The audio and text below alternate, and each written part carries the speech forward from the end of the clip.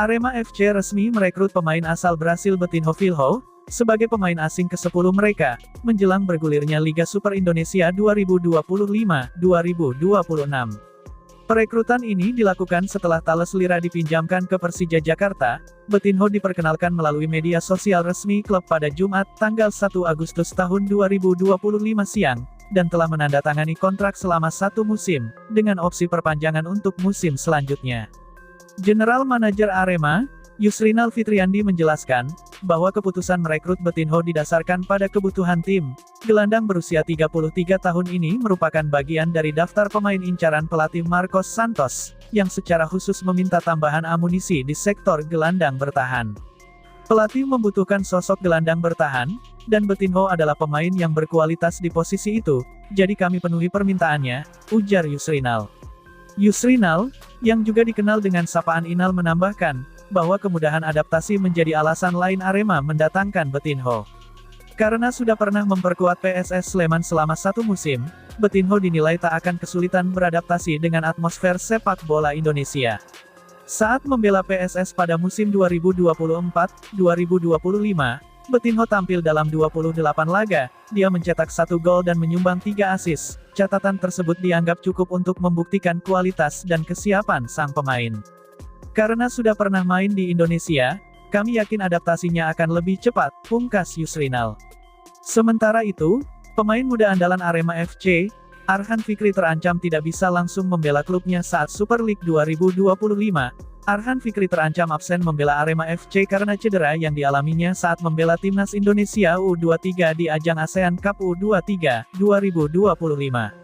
Sesuai jadwal Super League 2025-2026, Arema FC akan menjalani laga perdananya musim ini pada tanggal 11 Agustus tahun 2025 di Stadion Kanjuruhan Malang menjamu PSBS Biak. Dengan waktu tersisa 10 hari, Arhan Fikri kemungkinan besar akan absen di laga perdana Arema FC musim ini, apalagi jika benar akan menjalani operasi untuk penyembuhan cederanya. Hasilnya tetap kita apresiasi apapun kekurangannya. Kekurangannya apa? Karena 2 pemain inti kita cedera, dan di tengah itu terlihat lapangan kita cukup tertekan dengan absennya Arhan dan Tony, ujar Ketua Umum PSSI, Erick Thohir, pada Jumat, tanggal 1 Agustus tahun 2025. Kini, Erick Thohir akan fokus dengan proses penyembuhan 2 andalan lini tengah timnas Indonesia U23 tersebut.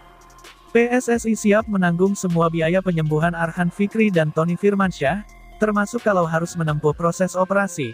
Pihaknya juga memastikan Arhan dan Tony dibutuhkan timnas Indonesia U23 untuk main di kualifikasi Piala Asia U23 2026.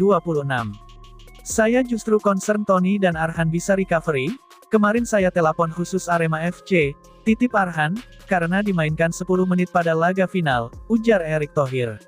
Lalu saya kontak, masih ada ganjalan di lututnya, itu pun saya tanyakan ke pemainnya, beneran Anda mau main dengan kondisi yang masih resiko? Dia jawab, saya mau main untuk Indonesia, itu yang harus diapresiasi, lanjutnya. Nah, itu recovery yang diharapkan supaya nanti bisa main di kualifikasi AFC U23, terangnya. Cuma kita harus pastikan, antara tim nasional dan klub mulai bicara masalah pemain ini, jangan sampai merugikan klub, merasa pemainnya dipakai tim nasional, dikembalikan dalam kondisi cedera juga, ungkap Erick Thohir. Saya bilang Tony dan Arhan, tim nasional biayain cederanya, kalaupun harus operasi, kita tanggung jawab, ucapnya. Jangan rugikan terus, tapi klub harus bicara dengan kita selama proses kesembuhan, jangan juga pemain ini dipaksa bermain terus-terusan, imbuhnya.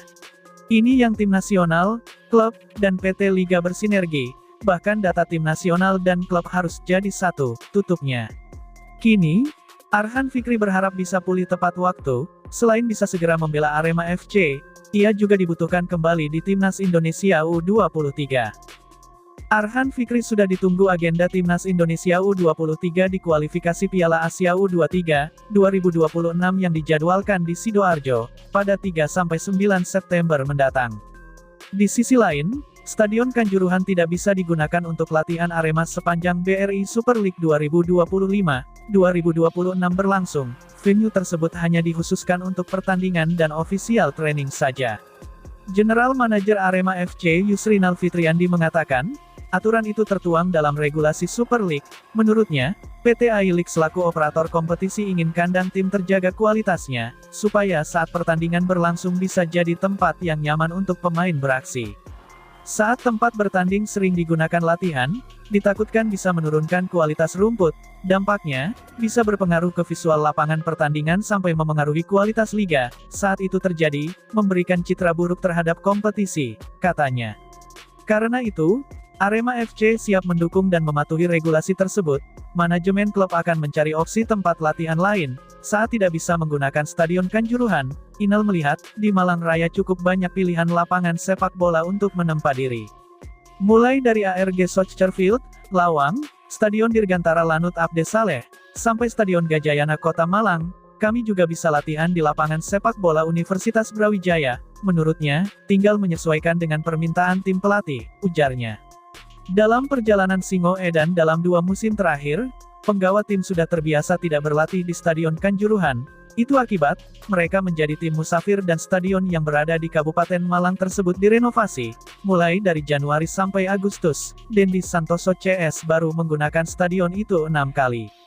Pria kerap disapa Inal itu menjelaskan, banyak keuntungan saat kualitas rumput Stadion Kanjuruhan terjaga. Salah satunya, membantu penggawa tim menunjukkan performa yang maksimal. Saat tampil dengan baik akan memperbesar peluang tim untuk menang. 3 poin wajib diraih saat bermain di kandang sendiri. Dia yakin, para pendukung Singo Edan juga menginginkan hal serupa. Terlebih, dalam 2 laga sebelumnya Arema FC belum menang di Stadion Kanjuruhan, pungkasnya.